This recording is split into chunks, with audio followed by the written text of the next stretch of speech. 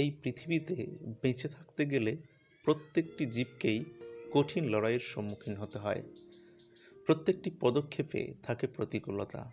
ঠিক একইভাবে মানুষকেও জীবনে টিকে থাকতে হলে, জীবনের সৎপথে উন্নতি করতে হলে অনেক কঠিন পথ পেরোতে হয়। সেই পথে সকল বাধাকে এড়িয়ে কেউ গন্তব্যে পৌঁছতে পারে, আবার অধিকাংশই হার মেনে দিকভ্রষ্ট হয়ে পড়ে। আজকের এই আপাত সাধারণ কবিতাটিতে আমরা পড়ব ঠিক এই রকমই এক লড়াই ও সফলতার গল্প, যেখানে কবি ফিলিপ লার্কিন তার কবি জীবনের শুরুর দিকের প্রতিকূলতাকে জয় করে পৌঁছে যাবেন তার অভীষ্ট লক্ষ্যে, কোনো রকম দিকভ্রষ্ট না হয়ে।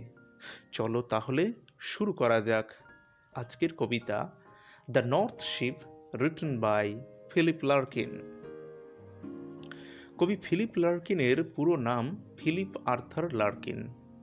জন্মেছিলেন 1922 সালের 2রা ডিসেম্বর ইংল্যান্ডে।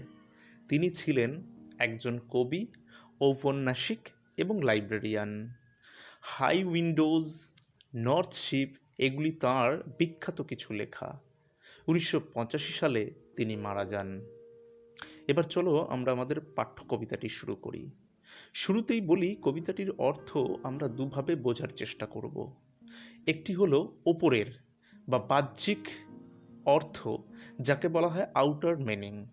আরেকটি হলো ভেতরের বা গভীরের বা ইংরেজিতে যাকে বলা হচ্ছে ইনার মিনিং। তাহলে আমরা প্রথমে লাইন বাই লাইন বাহ্যিক মানেটা বুঝে নিই, তারপর আমরা এর ইনার মিনিংটা আলোচনা করব। চল শুরু করি তাহলে। প্রথম স্ট্যান্ডায় আমরা দেখতে পাচ্ছি যে লাইনগুলো, সেটা পড়ি। I saw 3 ships go sailing by over the sea, the lifting sea. আমি দেখতে পেলাম 3টে জাহাজ যারা ভেসে যাবে ওভার দ্য সি, সমুদ্রের ওপর দিয়ে, the lifting sea. Lifting sea মানে হচ্ছে সেই রকম সমুদ্র যেটা ঊর্ধ্বে ধাবিত হয়, অর্থাৎ ঊর্ধ্বে ধাবমান যে সমুদ্র, যে একটা পজিটিভ সমুদ্র। লিফটিং কথাটা দিয়ে এখানে সমুদ্রটা যে ভীষণভাবে পজিটিভ রয়েছে, তার ওয়েদারটা যে ভালো রয়েছে সেটা বোঝানো হচ্ছে, অর্থাৎ উন্নতির দিকে ধাবিত যে সমুদ্র। And the wind rose in the morning sky, এবং বাতাস উঠেছে সকালের এই আকাশে, অর্থাৎ জাহাজ চলতে গেলে বাতাসের দরকার হবে, সেই যথেষ্ট বাতাস কিন্তু তখন রয়েছে। And one was rigged for a long journey, এবং এদের মধ্যে একটি, বিশেষ করে এই যে ওয়ান ওয়ান কথাটির মাধ্যমে কবি বোঝাতে চাইছেন এদের মধ্যে একটি জাহাজ, particular one ship, was rigged for a long journey. Rigged মানে হচ্ছে প্রস্তুত হওয়া, সুসজ্জিত হওয়া, যেটা কিনা একটা দীর্ঘ যাত্রার জন্য, লং জার্নি, দীর্ঘ যাত্রার জন্য এই জাহাজটা প্রস্তুত হয়েছে। তাহলে আমরা ফার্স্ট স্ট্যান্ডাতে দেখলাম যে কবি বলছেন 3টে জাহাজ তারা প্রস্তুতি নিয়েছে দূর দেশে পাড়ি দেবে বলে। এরপরে চলে যাই সেকেন্ড স্ট্যান্ডায়। The first ship turn towards the west, এদের মধ্যে প্রথম যে জাহাজটি সেটি গেল পশ্চিমের দিকে।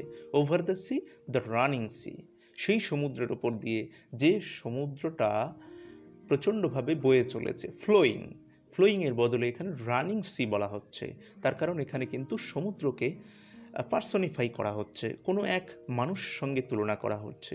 তো এই পার্সনিফিকেশান, এটা এক ধরনের রেট্রিক বলতে পারো। তো এটা হচ্ছে, তো সেই পার্সনিফিকেশানটা কি? পার্সনিফিকেশানটা তোমরা এর আগেও হয়তো জেনে থাকবে যে পার্সনিফিকেশান হচ্ছে কোনো একটা ইনঅ্যানিমেট অবজেক্টকে কোনো অ্যানিমেট সত্তা প্রদান করা, কোনো জীবের সত্তা, মানুষের যে বৈশিষ্ট্য সেটা প্রদান করা। রানিং মানে কি? রানিং হচ্ছে মানুষের কাজ, যে মানুষ দৌড়ে যায়, ছুটে যায়, সেখানে একটা সমুদ্রকে রানিং বলা হচ্ছে ফ্লোয়িংয়ের বদলে। তাহলে সেই সমুদ্র যেটা ছুটে চলেছে।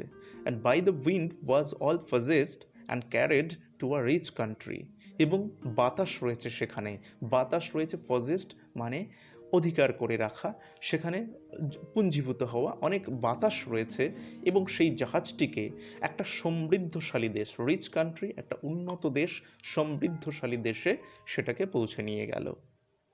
The second turn towards the east, দ্বিতীয় জাহাজটি গেল পূর্বের দিকে। তাহলে প্রথম জাহাজটি গেছিল কোন দিকে? পশ্চিম দিকে। আর কবি বলছেন দ্বিতীয় জাহাজটি গেল পূর্ব দিকে। Over the sea, the quaking sea, সেই সমুদ্র, যে সমুদ্রটা কিন্তু এখন এখানে এসে দেখতে পাচ্ছি যে একটা ওয়ার্ড ইউজ করা হচ্ছে কোয়েকিং। কোয়েকিং মানে হচ্ছে নড়বড়ে, কম্পমান, যেটা কাঁপে, যার জন্য আমরা আর্থ কোয়েক কথাটা শুনেছি, যে ভূমিকম্প, যেটা কাঁপে, ভূমিটা কাঁপে বলে সেটাকে ভূমিকম্প বলা হয়, সেটা হচ্ছে আর্থ কোয়েক। আর এখানে হচ্ছে কোয়েক মানে সেই কম্পমান, কোয়েকিং সি, অর্থাৎ যে সমুদ্রটা টালমাটাল অবস্থা, এখানে বড় বড় ঢেউ রয়েছে, সমুদ্রটা অনেকটাই উত্তাল হয়ে উঠেছে, যেটা কিন্তু একটা জাহাজের পক্ষে খুব উপযুক্ত নয়, এবং জাহাজের ভেসে যাওয়াটা কিন্তু অনেকাংশেই সেটা কিন্তু ব্যাহত করবে। And the wind hunted it like a beast to anchor in captivity. এখানে দেখো আবার একটা সিমিলি পার্সনিফিকেশন রয়েছে এবং তার সঙ্গে সিমিলিও রয়েছে। সিমিলিটা কি? লাইক এ বিস্ট, অর্থাৎ এখানে যে শিপটা রয়েছে সেটাকে একটা বনের জন্তু বা পশুর মতো তুলনা করা হচ্ছে, যাকে কিন্তু এই যে উইন্ড, বাতাস, সে শিকার করছে। মানুষ যেমন শিকার করে পশুকে, ঠিক সেই রকমভাবে বাতাস এখানে কিন্তু এই পশুর মতন এই শিপটিকে একটা পশুর সঙ্গে তুলনা করা হচ্ছে, এটা একটা সিমিলি। এবং তার সঙ্গে এই যে উইন্ড কিন্তু একটা মানুষের সঙ্গে তুলনা করা হচ্ছে উইন্ডকে, এবং মানুষের মতন তাকে ভাবা হচ্ছে, এটা পার্সনিফিকেশন। তো সেই বাতাস যেন তাকে একটি পশুর মতন শিকার করার জন্য প্রচণ্ড জোরে ধাওয়া করেছে তার পিছু। টু অ্যাঙ্কার ইন ক্যাপটিভিটি, এবং অ্যাঙ্কার মানে নোঙর ফেলা, থেমে যাওয়া, আটকে যাওয়া। ইন ক্যাপটিভিটি, ক্যাপটিভিটি মানেই হচ্ছে কনফাইনমেন্ট, আবদ্ধ অবস্থা, ইমপ্রিজনমেন্ট, বন্দিদশা। তো সেই জাহাজটিকে যেন বাতাস শিকার করার লক্ষ্যে তার পেছনে ছুটে তাকে একদম নোঙর করিয়ে দিতে বাধ্য করলো, তাকে আটকে দিল, অর্থাৎ জাহাজটিকে যেন আর এগোতে দিল না, সেইখানে জাহাজটি আটকে গেল। তো এরপরের যে স্ট্যান্জা, এবার আমরা সেই স্ট্যান্জাতে চলে যাই। The third sheep drop toward the north. এবার 3 নম্বর জাহাজ। 3 নম্বর জাহাজ, যে জাহাজটি নিয়ে কিন্তু কবি বলতে চাইছেন প্রথম থেকে, এই জাহাজটির প্রতি তিনি ইঙ্গিত দিয়েছেন প্রথমেই সেই লাইনটার মাধ্যমে, one was rigged for a long journey, যে লাইনটা আমরা প্রথম স্ট্যান্জায় পেয়েছিলাম। তো সেই রকম একটি জাহাজ যেটা তিনি বিশেষভাবে উল্লেখ করতে চাইছেন, সেটা হচ্ছে এই নর্থ শিপ। তাহলে the third ship drove toward the north, তৃতীয় জাহাজটি গেল উত্তরের দিকে। Over the sea, the darkening sea, সেই সমুদ্রের ওপর দিয়ে, যে সমুদ্র এখন অন্ধকার হয়ে আসছে, ডার্কেনিং সি। এই অন্ধকার হয়ে আসার মধ্য দিয়ে কবি আসলে বলতে চাইছেন যে এই সমুদ্রটার যে পরিবেশ, সেটা কিন্তু মোটেই অনুকূল নয় জাহাজ ভেসে যাওয়ার জন্য।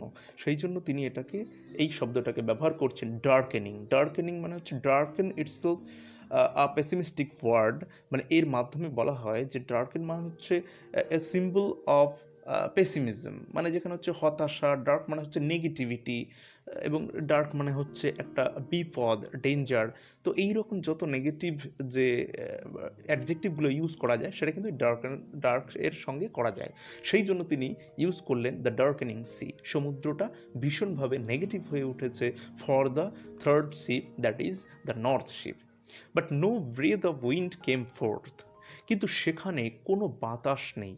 নো ব্রেথ অফ উইন্ড, এর মাধ্যমে কিন্তু খুব সুন্দর করে তিনি বললেন নো ব্রেথ অফ উইন্ড, অর্থাৎ আমরা নিঃশ্বাস যখন ছাড়ি, তখন যে অল্প পরিমাণ বাতাসটুকু আমরা ত্যাগ করি, সেই অল্প পরিমাণ বাতাসটুকুও না এইখানে নেই, যে এই জাহাজটিকে ঠেলে এগিয়ে দেবে। এই রকম একটা প্রতিকূল পরিস্থিতির মধ্যে কিন্তু এই তৃতীয় জাহাজ, অর্থাৎ এই নর্থ শিপটা কিন্তু পড়ে গেছে।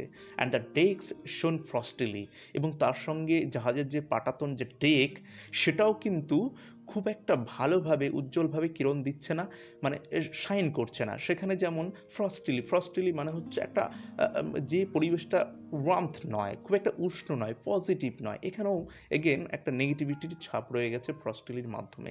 যেন এখানে বরফ জমে সেটা একদম নিস্তেজ হয়ে গেছে, সেখানে একদম ঠান্ডা একটা প্রকৃতি, কিন্তু সেখানে কিন্তু প্রাণময় যে, প্রাণবন্ত যে পরিস্থিতি, সেটা কিন্তু নেই। অর্থাৎ এই পরিবেশটা কিন্তু নর্থ শিপের জন্য মোটেই অনুকূল নয়। এর পরের stanza, the northern sky rose high and black over the proud unfruitful sea. উত্তরের আকাশটা সেটা কিন্তু অনেক উঁচুতে উঠেছে এবং কালো হয়ে গেছে, সেটা যেন অন্ধকার মেঘে ছেয়ে গেছে।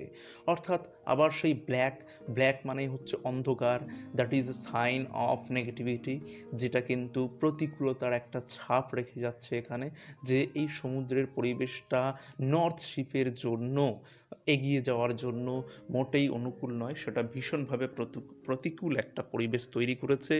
আকাশ মেঘে ছেয়ে গেছে, সেখানে যেন স্টর্মের দেখা দেবে, হয়তো সমুদ্র আরও বেশি উত্তাল হয়ে এই জাহাজটিকে উল্টে পাল্টে সেটাকে কিন্তু ফিরিয়ে দেবে, সেই জাহাজটিকে কিন্তু তার গন্তব্যে পৌঁছতে দেবে না।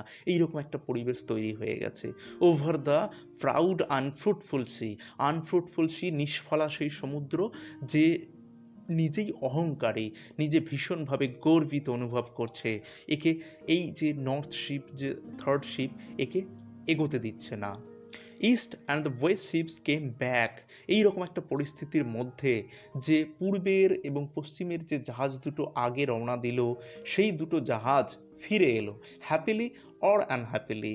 তারা হয় প্রথমটা সুখে এসছে, পরেরটা কিন্তু অতটাও খুশি হতে পারেনি, কারণ প্রথমটি একটি রিচ কান্ট্রিতে পৌঁছে গেছিলো, একদম সমৃদ্ধশালী একটি দেশে পৌঁছে গেছিলো, সেই জন্য তার মধ্যে কিন্তু একটা হ্যাপিনেস ছিল। But the second one was unhappy, so সেই আনহ্যাপিলি অবস্থাতেই কিন্তু সে ফিরে এলো।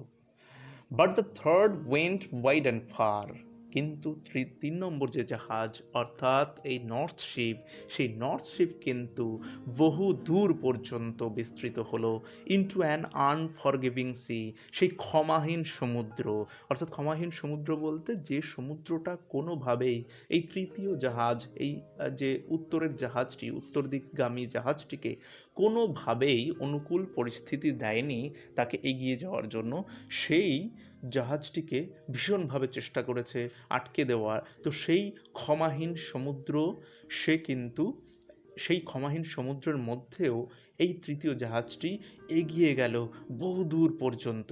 সমস্ত বাধা বিপত্তি প্রতিকূলতাকে সে কিন্তু এড়িয়ে এগিয়ে গেল সামনের দিকে, সেগুলোকে উপেক্ষা করতে পারল, সেগুলোকে সে অতটা পাত্তা না দিয়ে তার নিজের লক্ষ্যের দিকে কিন্তু সে এগিয়ে গেল। Under A fire spilling star and it was rigged for a long journey. এবং আন্ডার এ ফায়ার স্পিলিং স্টার, আন্ডার এ স্টার অর্থাৎ একটি নক্ষত্র, আকাশে নক্ষত্র যেটা আমাদেরকে দিক নির্দেশ করে। তো নক্ষত্রের মধ্যে কোনো রকম নেগেটিভিটি নেই, কিন্তু তার আগে কথা, এখানে যে শব্দ রয়েছে ফায়ার স্পিলিং মানে হচ্ছে আগুন ঝরানো, যেন সেই নক্ষত্রগুলো, সেই নক্ষত্রগুলো যেন আগুন ঝরিয়ে দিচ্ছে, যাতে এই যে উত্তরে জাহাজ, উত্তর দিকগামী জাহাজটি যেন এগোতে না পারে। তো তার সেই প্রতিকূল পরিস্থিতি তৈরির জন্য কিন্তু এখানে এই স্টারকেও দায়ী করা হলো, যে স্টার এবং সমুদ্র, নক্ষত্র সমুদ্র, পুরো পরিবেশটাই যেন তার পক্ষে প্রতিকূল, এই নর্থ শিপের পক্ষে প্রতিকূল এগিয়ে যাওয়ার জন্য। তো সেই রকম প্রতিকূলতাকেও কিন্তু সে উপেক্ষা করে, সেই প্রতিকূলতাকে জয় করে সে কিন্তু সামনের দিকে এগিয়ে গেল। And it was rigged for a long journey. এবং বাকি দুটো জাহাজ ফিরে এলেও এই জাহাজটি কিন্তু সমস্ত বিপদকে উপেক্ষা করে সে এক দীর্ঘ যাত্রায় কিন্তু পৌঁছে গেল। তাহলে এইখানে আমরা দেখলাম যে কবিতাটির একটা ওপরের যে অর্থ হতে পারে, যে আউটার মিনিং, সেটা কিন্তু আমরা দেখলাম। এবার আমরা দেখব এই কবিতাটির যে গভীর অর্থ কবি এখানে বলতে চেয়েছেন, সেটা আমরা এবার একটু বুঝে নেওয়ার চেষ্টা করি। প্রথমেই আমরা দেখেছিলাম যে প্রথম স্ট্যাঞ্জা থেকে শুরু করেই তিনি কিন্তু একটি জাহাজকে বিশেষভাবে তিনি কিন্তু হাইলাইট করেছিলেন, that was the north ship, the third ship. দেখো এখানে কবি, যদি বলি যে এখানে জাহাজগুলোকে এক একটি মানুষের জীবনের সঙ্গে তুলনা করা হয়েছে, এবং এই যে যে সমুদ্রটাকে মানুষের সেই মানুষগুলোর জীবনের পথ, সেই জীবনের রাস্তা সম্পর্কে কিন্তু তুলনা করা হচ্ছে, বলা হচ্ছে। যদি এখানে সমুদ্রটা হয় জীবনে চলার পথ, তাহলে কিন্তু এই জাহাজগুলো এক একটা জীবনের প্রতীক। তাহলে এখানে মানুষ কিন্তু তার যাত্রা শুরু করে, বিভিন্ন প্রতিকূলতার সম্মুখীন হয়, সেই জন্য কিন্তু সে তার জীবনে থেমে যেতে বাধ্য হয়। কিন্তু এখানে একটি জাহাজ, যেটা নর্থ শিপ, সে কিন্তু এগিয়ে গেল, এখানে কিন্তু নর্থশিপ বলতে কবি তার নিজের জীবনকেই কিন্তু বুঝিয়েছেন। কারণ কবি যখন এই লেখালেখি শুরু করেন তার প্রথম দিককার কবিতা, সেগুলো কিন্তু তখনকার সময়ে বিখ্যাত প্রথিতযশা যে সমস্ত কবিরা ছিলেন তারা কিন্তু তার এই লেখাকে সম্মান দিতে চাননি, তাকে আসল কবিতা রূপে কিন্তু সম্মান দিতে পারেনি, বা সেই রকম যে খ্যাতি তাকে কিন্তু দিতে পারেননি। তারা কিন্তু একে যথাযোগ্য মনে করেননি তার এই কবিতাগুলোকে, যে এই কবিতাগুলো যে সত্যিকারের কবিতা, যে তাদের উন্নত কবিতা হতে পারে সেই রকম লেখা হয়েছে সেই রকমভাবে, সেইটা কিন্তু তারা মানতে নারাজ ছিলেন। সেই জন্য কবির পক্ষে কিন্তু এই রকম প্রথম দিকেই যদি অনুৎসাহিত হয়ে পড়েন তিনি, তাহলে কিন্তু তার লেখার যে কলম সেটা থেমে যাবে। কিন্তু তিনি এই শত বাধা বিপত্তির মধ্যেও কিন্তু তিনি লিখে গেছেন তার সেই কবিতা, এবং তিনি রিনাউন্ড হিসাবে কিন্তু পরিচিতি লাভ করেছেন পরবর্তীকালে। তাহলে একই সঙ্গে যাত্রা করেছিল তার সঙ্গে আরও অনেক কবিরা, যারা কিন্তু অনেক ছোট বয়সী, মানে কবির বয়স হিসাবে অনেক ছোট বয়সেই তারা হারিয়ে গেছেন। কিন্তু কবি কিন্তু তার লেখনীর মাধ্যমে আরও অনেক বেশি রিডারের কাছে, অনেক বেশি পাঠকের কাছে পৌঁছে গেছেন, এবং তার এই কবিতা কিন্তু সত্যিই সম্মানিত হয়েছে। তাহলে তার নিজের এই যে জীবন, সেখানে কিন্তু তিনি বিভিন্ন সমস্যার সম্মুখীন হয়েছিলেন কবি, তার সঙ্গেই কিন্তু তিনি এই যে থার্ডশিপ বা যে নর্থশিপ তার তুলনা করেছেন, এবং তিনি শেষে বলেছেন যে এত প্রতিকূলতার মধ্যে আশঙ্কার মেঘ ঘনিয়ে এসছে বারবার তার এই জীবনে, এই কবির জীবনে। কবি হিসাবে তিনি যে পথ চলা শুরু করেছেন সেখানে অনেক বাধা বিপত্তি আসা সত্ত্বেও তিনি কিন্তু এক দীর্ঘ যাত্রা তিনি কিন্তু করতে পেরেছেন, এবং আনলাইক আদার শিপস তিনি কিন্তু বেঁচে ছিলেন, টিকে ছিলেন তার এই কবিতা লেখাতে, এবং তিনি কিন্তু শেষ অবধি তিনি সফল হয়েছিলেন। তার যে সুনাম চারিদিকে ছড়িয়ে পড়েছিল, এবং একজন কবি হিসাবে তিনি কিন্তু বিরাট খ্যাতি পেয়েছিলেন, যেটা কিন্তু একজন লেখক, একজন কবির পক্ষে সব থেকে বড় সম্মান। সেই মানুষের কাছ থেকে সম্মান তিনি পেয়েছিলেন, তিনি অনেক পুরস্কার পেয়েছিলেন, কিন্তু তার প্রথম দিককার এই কবিতাগুলো লিখতে গিয়ে তিনি কিন্তু সেই প্রতিকূলতার মধ্যে পড়েছিলেন। তো এই রকম একটি প্রতিকূলতার অবস্থা থেকে কি করে বেরিয়ে আসা যায়, এই রকম একটি শিক্ষা কিন্তু তিনি এখানে দিলেন। এটা শুধুমাত্র কোনো কবির জীবন নয়, যে কোনো সাংস্কৃতিক মনোভাবাপন্ন মানুষ, যারা সৃষ্টিশীল মানুষ, তাদের কিন্তু জীবনের প্রথম দিকে একটা কিন্তু দীর্ঘ সময় ধরে তাদের এইরকম লড়াই করতে হয়। তারা কিন্তু সেই স্বীকৃতিটা পান না, যথাযোগ্য স্বীকৃতিটা তারা কিন্তু তখন পান না, সম্মান পান না। কিন্তু তারা সেই দিকে তাদের বেশি ভাবিত না হয়ে তারা যদি এগিয়ে যান, সেটা যে কোনো ফিল্ডেই হোক না কেন, তিনি যদি নিজের মতন সততা নিয়ে সেই কাজটা করে এগিয়ে যান, তাহলে কিন্তু তিনি সফল হবেনই। তাই তোমরা বুঝতেই পারছো যে এই কবিতাটির মাধ্যমে আমরা কিন্তু অনেক কিছু শিখতে পারলাম, যেগুলো অবশ্যই তোমরা নিজেদের জীবনে কিন্তু অ্যাপ্লাই করবে, এবং এইভাবেই কিন্তু এই কবিতাটির অর্থ আমরা বুঝে নিলাম। তাহলে আমি বলেছিলাম যে কবিতার একটা ওপরের মিনিং থাকে, যে আউটার মিনিং, এবং একটা ইনার মিনিং। ইনার মিনিংটা এটাই যে মানুষের জীবনের সঙ্গে এই কবিতাটিকে তুলনা করা হচ্ছে, কবিতার বিষয়বস্তু কিন্তু মানুষের জীবনের মতনই। তো এই হলো ইনার মিনিং বা গভীরের অর্থ, এবং সেখানে কিন্তু কবি শেষ অবধি সফল হলেন, এবং এইভাবেই কিন্তু আমরাও জীবনে সফলতার পথে এগিয়ে যেতে পারবো।